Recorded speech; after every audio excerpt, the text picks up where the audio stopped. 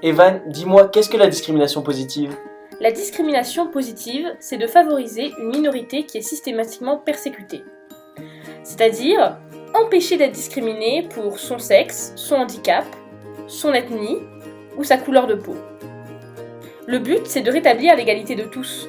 Et quelle est son histoire? Dans les années 60, Kennedy lance l'idée de l'affirmative action. Pour lui, c'est un moyen de lutter contre la ségrégation, qui provoque des émeutes, des milliers de blessés et des centaines de morts. Pour réussir à rétablir les chances des minorités, il a l'idée d'instaurer un quota à l'entrée des universités pour ainsi former les minorités. Les premières personnes de couleur font leur entrée à l'université.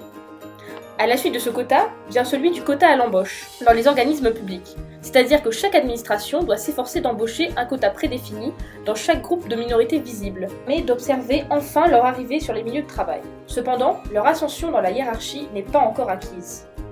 Ils font face à ce que l'on appelle le plafond de verre, c'est-à-dire que même s'ils sont embauchés, ils ont du mal à obtenir des postes à responsabilité, à monter la hiérarchie.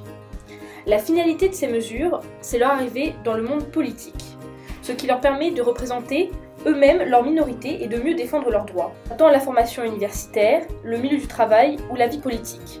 Cette politique avait pour but de rendre naturelle la cohabitation entre les communautés. Si aujourd'hui cette politique est controversée.